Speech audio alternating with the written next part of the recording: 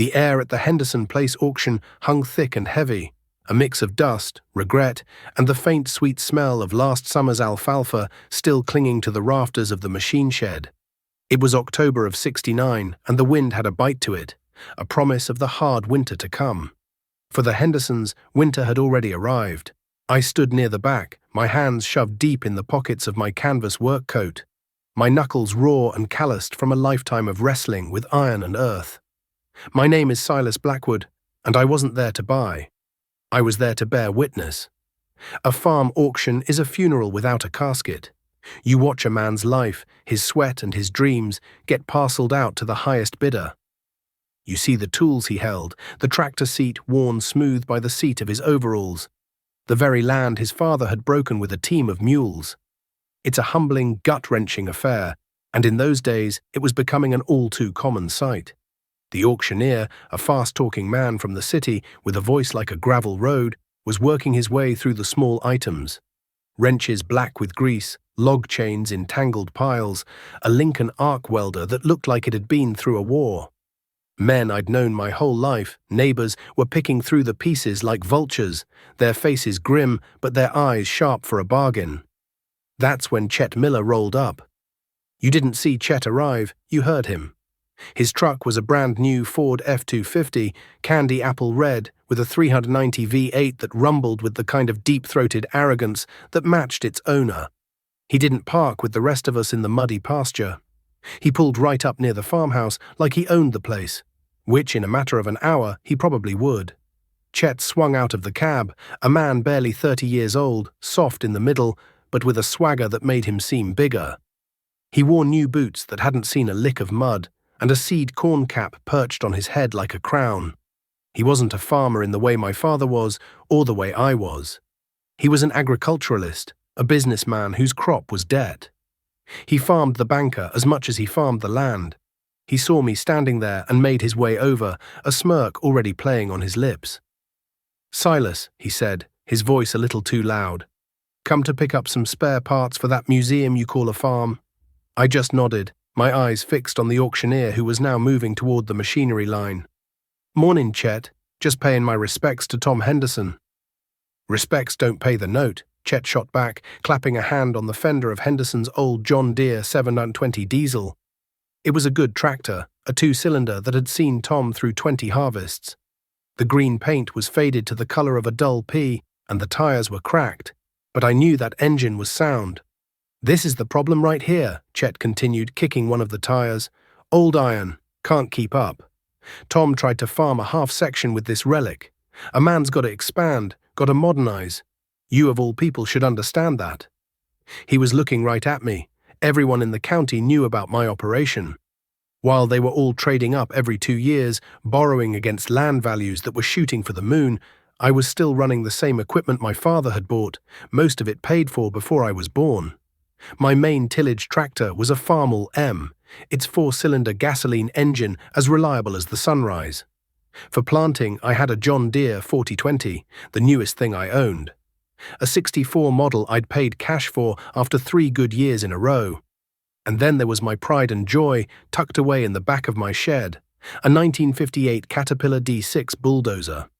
A 10-ton beast of yellow steel I'd bought from a road construction crew and spent a winter rebuilding.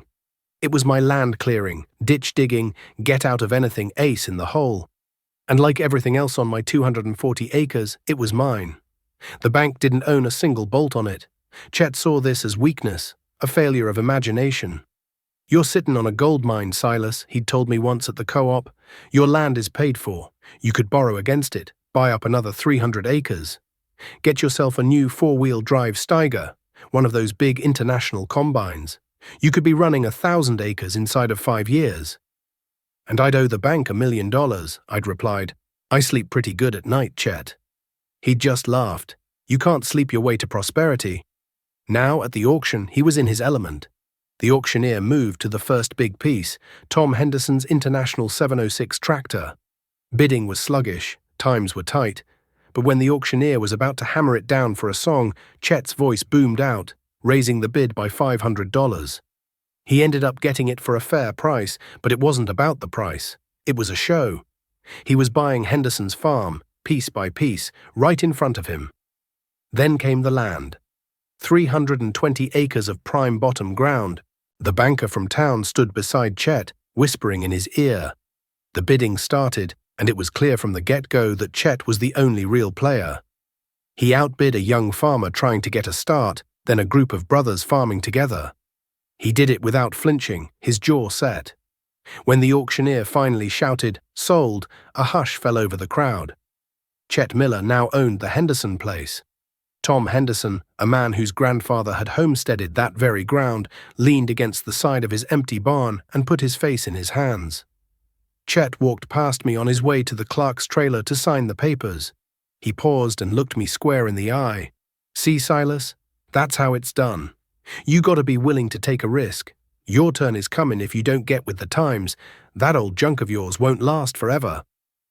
I didn't say a word. I just watched him go. I thought about my D6 Dozer. I thought about the feeling of firing up its 2-cylinder pony motor, the little engine that brought the big diesel to life.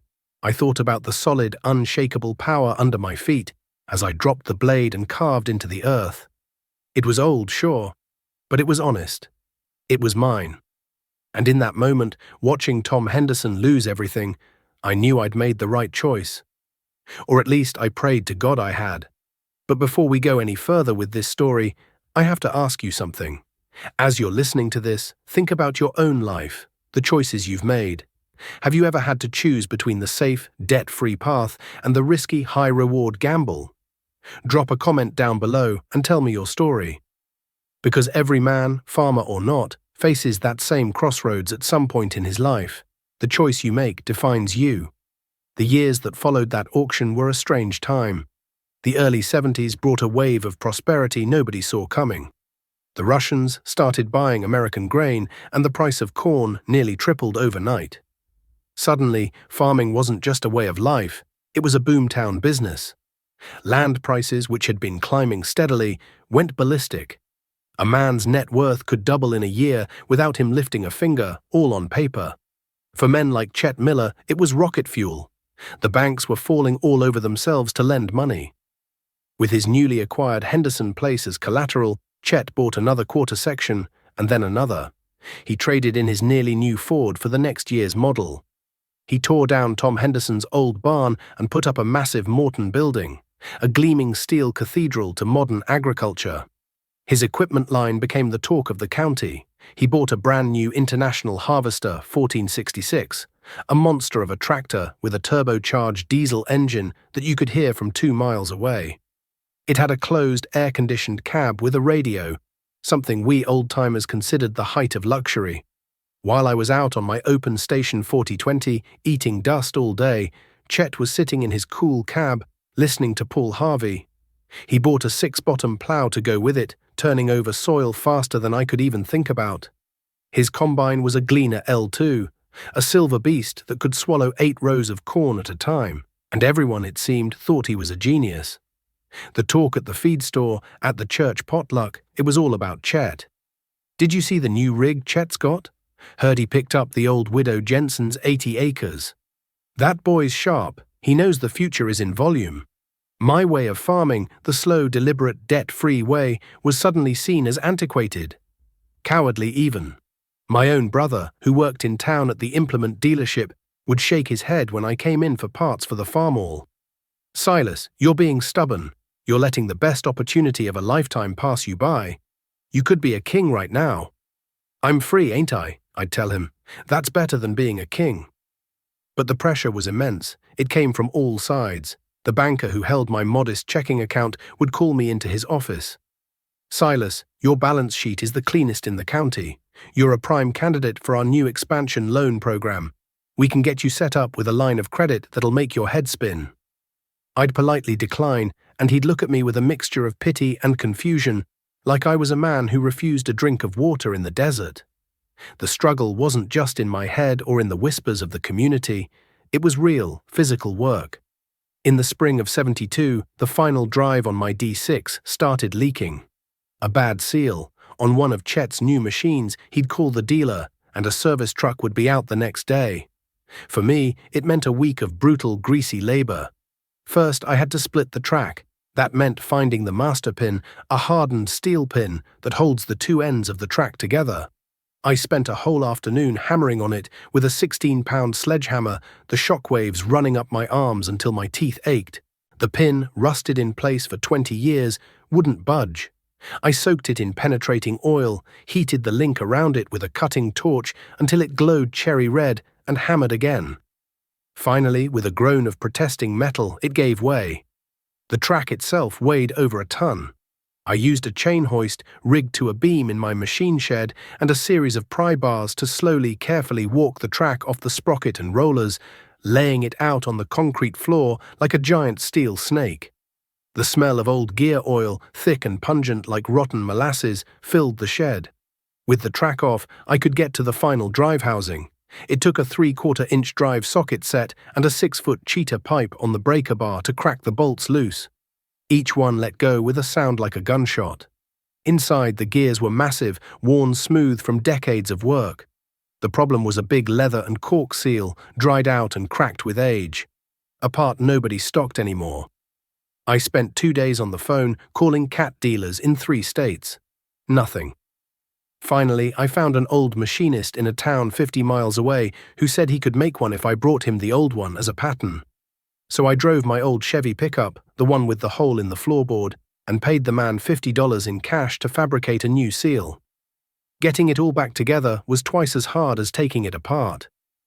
Lining up the splines on the drive shaft, wrestling the heavy cover back into place, torquing the bolts in the right sequence.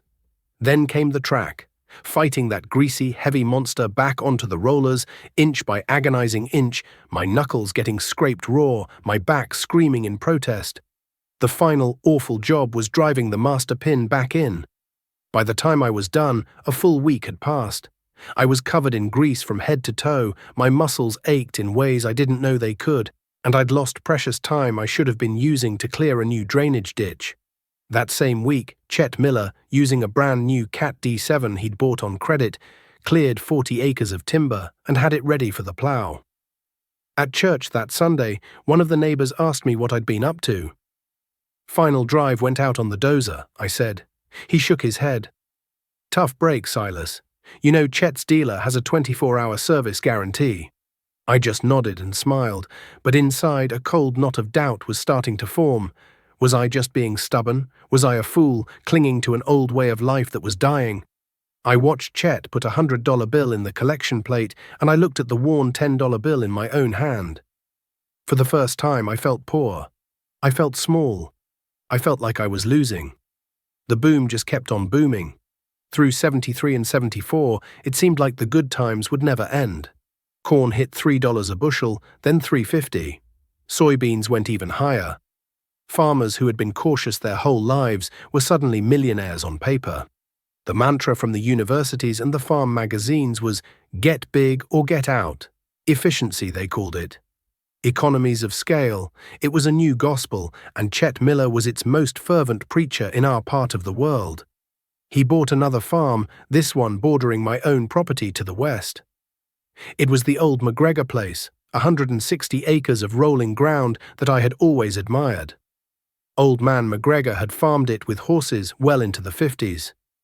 He'd terraced the hillsides to prevent erosion, maintained the waterways, and cared for the soil like it was a living thing. When he passed, his kids who lived in the city just wanted to cash out. Chet got it, and the first thing he did was bring in a fleet of earth movers. Not my old D6, but massive modern scrapers and dozers. In a month, he flattened every terrace McGregor had spent a lifetime building. He filled in the grass waterways. He made the rolling hills into one giant flat field, perfect for his huge equipment. Making it efficient, he told everyone at the diner. I watched from my fence row as the topsoil, the precious black lifeblood of that farm, began to wash away with the first hard spring rain. It formed muddy rivers that cut deep gullies into Chet's new, efficient field and dumped silt into the creek that ran through the bottom of my property. It made me sick to my stomach. It was like watching someone tear pages out of the Bible to start a fire. But nobody else seemed to see it that way. They saw the new grain bins he erected, gleaming silver rockets that could hold 100,000 bushels. They saw the new center pivot irrigation system he installed on the Henderson place, a quarter-mile-long metal creature that drew water from the aquifer and guaranteed a crop even in a dry year. They saw progress. They saw success. Meanwhile, I stuck to my guns. The profits from the high grain prices were real, and I didn't squander them. I didn't buy a new truck or take a vacation. I put the money in the bank, in savings bonds, in anything safe and stable. I re-roofed my barn. I replaced the old wiring in my house. I bought my wife a new gas stove to replace the one she'd been cooking on for 30 years. I paid my property taxes a year in advance. I prepared for winter.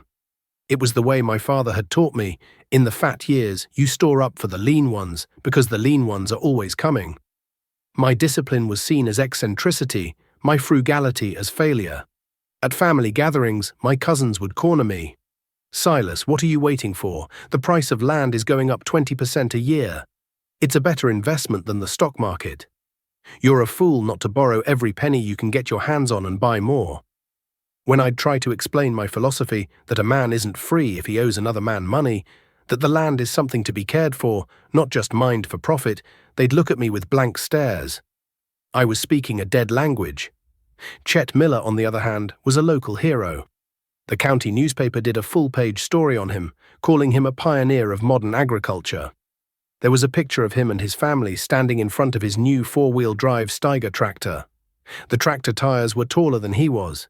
He looked proud, confident, the very picture of the American dream.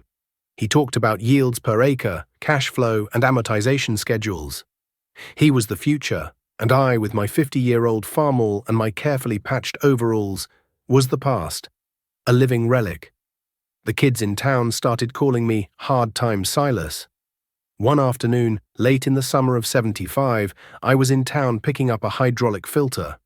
Chet was there, holding court by the parts counter, laughing with the other younger farmers. He saw me and called out, "Hey Silas, heard you had a good wheat harvest." "It was fair," I said, not looking for a conversation. "Just fair," he said, his voice dripping with false sympathy. "We pulled 70 bushels to the acre on the old Henderson ground. That new fertilizer blend is really paying off." He paused, then leaned in conspiratorially. "You know, the bank just approved me for another $500,000. There's a piece of land coming up for sale north of you. I'm thinking of buying it. But if you wanted to get in on the action, I could put in a good word for you with my loan officer. He's a real go-getter. Understands that you have to spend money to make money." The other farmers chuckled. It was a public humiliation disguised as a friendly offer. He was offering me scraps from his table, confirming my status as a small-timer, a nobody. I just looked at him. I looked at his clean hands, his expensive boots, the confidence in his eyes that only a man who has never known true hardship can possess. "I appreciate the offer, Chet," I said, my voice low and even, "but I'm not looking to get any bigger. I'm just looking to hold on to what I've got." "Suit yourself," he shrugged, turning back to his audience. "But don't come crying to me when you get left behind. The train's leaving the station, old man." As I walked out of the dealership and into the hot summer sun, his words echoed in my ears. Maybe he was right. Maybe I was a fool. All around me, the world was changing. The numbers seemed to prove him right. His net worth on paper was probably 10 times mine. He was winning the game, but that night, as a thunderstorm rolled in from the west, I stood on my back porch and listened to the rain. It was a gentle rain, the kind that soaks in deep and replenishes the soil. It wasn't a gully washer like the ones that tore through Chet's unprotected fields. I looked out at my own farm, the neat rows of corn, the dark outline of the barn my grandfather had built, the solid, comforting presence of my home, and I didn't have to worry if the rain would be enough to make the crop, that would make the payment, that would satisfy the bank. The rain was just rain, the farm was just the farm, and it was all mine. A strange feeling came over me. It wasn't hope exactly. It was more like a quiet certainty. I heard a news report on the radio that evening. Something about the Shah of Iran, rising oil prices, and a fellow named Paul Volcker being appointed to the Federal Reserve. The announcer mentioned inflation and the prime interest rate hitting 12%. It was just noise to most people, static in the background of the boom. But to me, it sounded like a distant rumble of thunder on a clear day. It was the sound of a train, all right. But I had a feeling it wasn't the one Chet Miller thought he was riding. It was another one, coming from the opposite direction, and it was coming fast. The first sign of trouble wasn't a banker's letter or a dip in the market. It was the sky. The summer of '78, the sky over our county turned a hard, merciless blue and stayed that way. The rain simply stopped. Day after day, the sun beat down, baking the black soil into a cracked grey plate. The corn, which should have been shoulder-high by July, stalled at the knee, its leaves curling inward in a desperate attempt to hold on to what little moisture they had. Chet Miller's solution was technology. His massive center-pivot irrigation system on the old Henderson place hissed and crawled in its great circle, 24 hours a day, pumping thousands of gallons a minute from the aquifer. It was an impressive sight, a man-made miracle. But it was a thirsty miracle. The diesel engine that ran the pump drank fuel at a rate that made my old Farmall M seem like it ran on fumes. With oil prices still high from the embargo, every drop of that artificial rain was costing him a fortune. My own corn was suffering, no doubt about it. But my fields, with the gentle contours my father had left them, held the dew a little longer in the mornings. The soil, rich with years of manure and rotated crops, instead of just chemical fertilizer, acted like a sponge. It wasn't thriving, but it was surviving. I watched my neighbors' crops wither, and a cold fear began to settle over the community. The talk at the co-op was no longer about expansion, it was about survival. Then, in late August, the sky finally broke, but it brought no relief. It turned the color of a bad bruise, and the air grew heavy and still. A storm was coming, the kind that old-timers talk about for generations.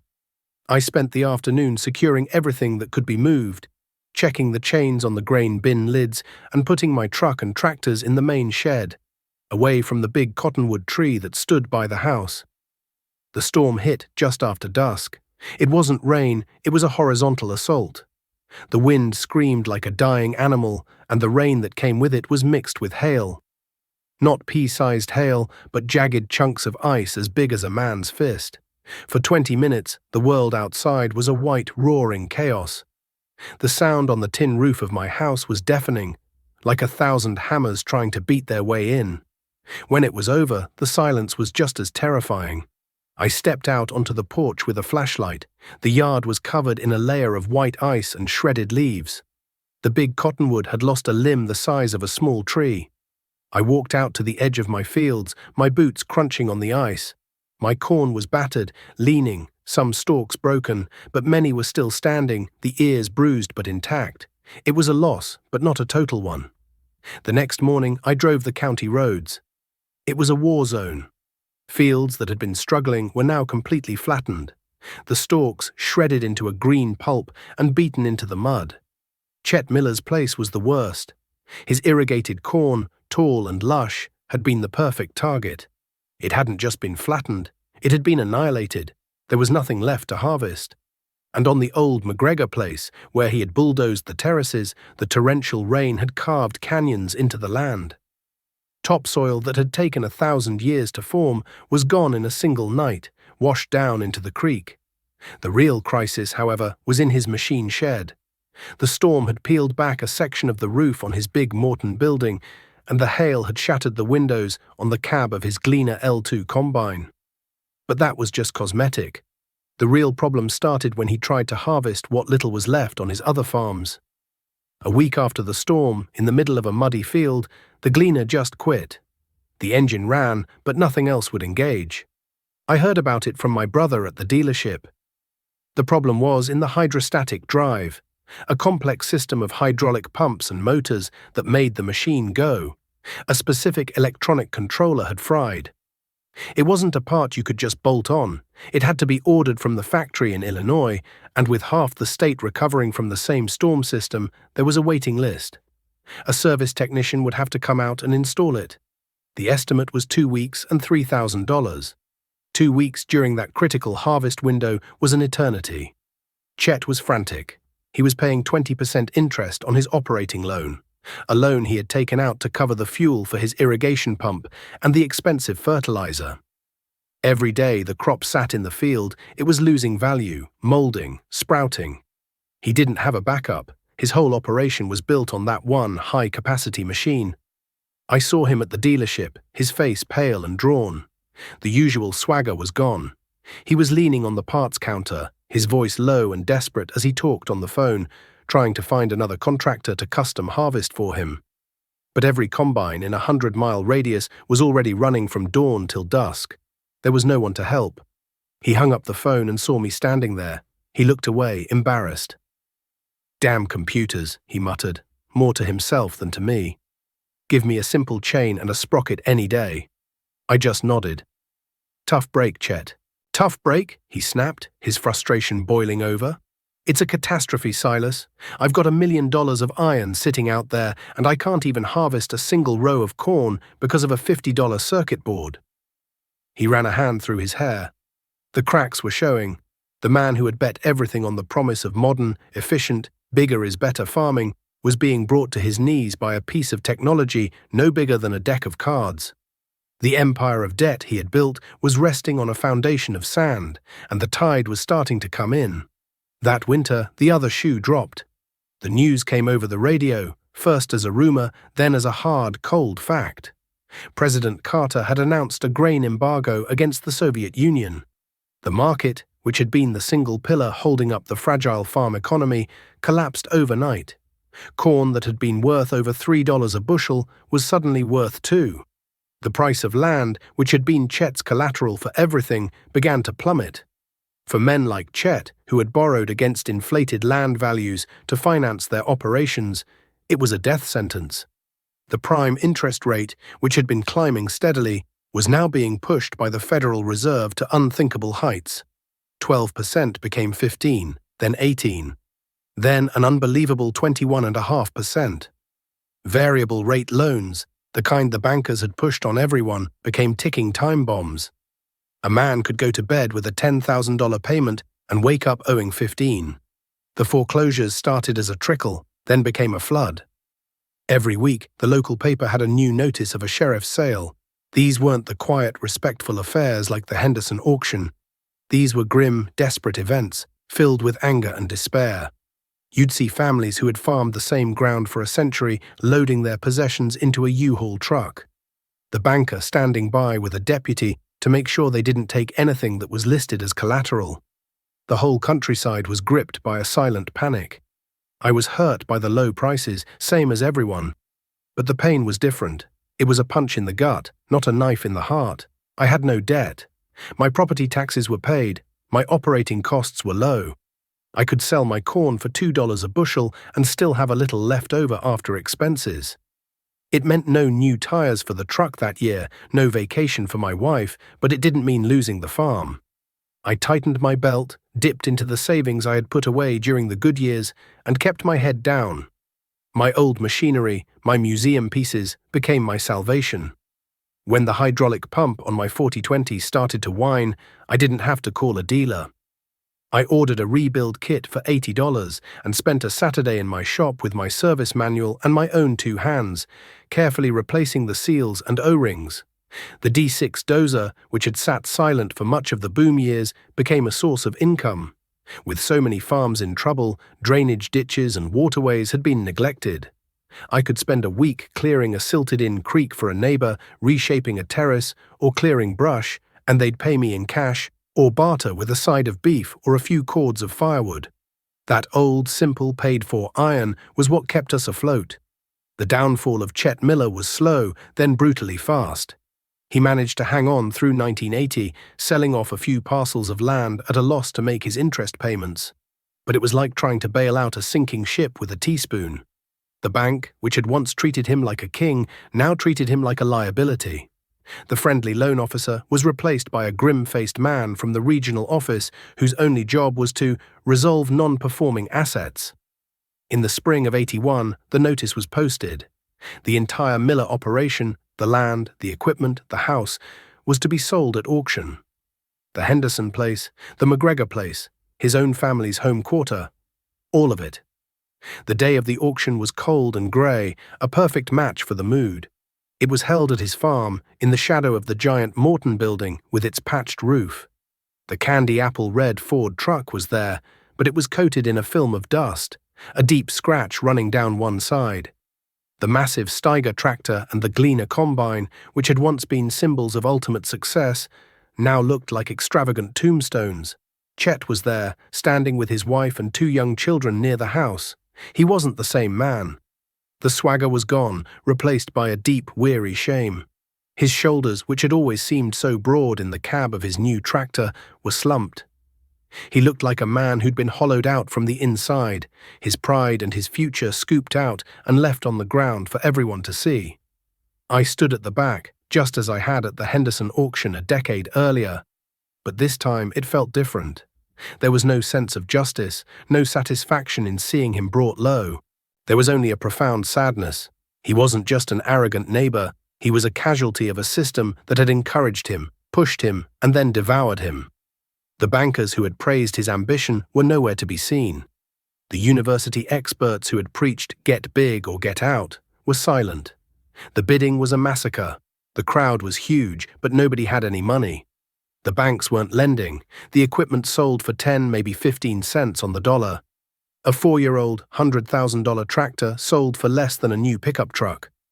It was a fire sale, and the only one with any real money was the bank itself, bidding on the land to reclaim its asset, buying it back for a fraction of what they had loaned against it. Chet was being wiped out completely. He would leave that farm with nothing but the clothes on his back and a mountain of debt that would follow him for the rest of his life. Watching it, I felt a deep, chilling gratitude for the stubbornness my father had instilled in me. It hadn't been a failure of imagination, it had been the wisdom of generations. A week after the auction, I was working in my shop, grinding a new edge on the blade of my cultivator. A dusty sedan I didn't recognize pulled into the yard. Chet Miller got out of the passenger side. His brother was driving. Chet looked thin, tired. He walked toward the shop with a hesitant, shuffling gait, his eyes on the ground. "Silas," he said, his voice quiet, almost a whisper. "Chet," I replied, switching off the grinder. The sudden silence seemed to fill the big shed. He stood there for a long moment, twisting the brim of a cheap seed corn cap in his hands. We're moving," he said. "My wife's got family down in Missouri. There's a job for me at a feed mill, driving a truck." He couldn't look at me. The shame was a physical weight on his shoulders. "I'm sorry to hear that," I said, and I meant it. "Yeah, well." He finally looked up, and his eyes were hollow. "I came to ask a favor, and Lord knows I've got no right." He took a deep breath. "The transmission went out on my brother's car, the one we were going to use to pull the U-Haul trailer. We can't afford to fix it right now, and we've got to be out of the house by Friday." He paused, the words catching in his throat. "I was wondering if I could hire you to pull the trailer for us, just to the edge of the county. My brother-in-law can meet us there." He was a broken man, asking the neighbor he had once mocked for the most basic kind of help. All the arrogance, all the talk of progress and old junk, it had all been stripped away. He was just a man trying to move his family with no way to do it. I looked at him, at his worn-out boots and his haunted eyes. There was no victory in this moment. No, I told you so. There was only the quiet dignity of a neighbor in need. "You don't need to hire me, Chet," I said, wiping my hands on a rag. "What time do you need me here on Friday?" A flicker of disbelief, then immense relief, washed over his face. He tried to say something, but he just choked up and nodded, turning away before I could see the tears in his eyes. That Friday, I backed my old Chevy pickup, the one with the hole in the floorboard, up to the U-Haul trailer packed with the remnants of Chet's life. We loaded the last few boxes in silence. As we were about to leave, Chet walked over to me. "Silas," he said, "I was a fool. I thought you were the one stuck in the past, but you were the only one who saw what was coming. You were free. I was just a janitor for the bank." "We all make our choices, Chet," I said. "You just have to live with them." I pulled that trailer to the county line, with Chet's family following in their wounded car. When we stopped, he got out and walked up to my window. He reached into his pocket and pulled out a crumpled $20 bill. "For your gas," he said. I pushed his hand away. "Keep it, Chet. You'll need it more than I do." He stood there for a moment, then just nodded. "Thank you, Silas." And with that, he was gone, his life in our county reduced to a cloud of dust in my rearview mirror. A month later, the bank put the foreclosed farms up for sale. They weren't auctioning them this time, they were just listing them, desperate to get the bad loans off their books. I went to see the banker, the same one who had once condescended to me. He was a changed man, humbled and nervous. I wasn't interested in the whole Miller empire. I didn't want the big house or the massive steel shed. But there was one piece of land I wanted. The original Henderson place, the 320 acres that had started this whole story. It was good ground, and it felt right to bring it back into the hands of someone who would care for it. I made an offer. I used the money I had carefully saved during the boom years, the money everyone told me I was a fool for not leveraging. It was a low offer, but it was cash. In those times, cash was king. The bank, desperate, accepted it. The day I signed the papers, I didn't feel like a conqueror. I felt like a custodian. I drove out to the farm. The massive center pivot irrigator stood silent in the middle of the field, a rusting monument to a failed dream. Tom Henderson's old barn, the one Chet had torn down, was gone, but the stone foundation was still there, overgrown with weeds. The first thing I did wasn't to plow or plant. I got on my D6, I fired up the little pony motor, and soon the big diesel engine roared to life, sending a puff of black smoke into the clear autumn air.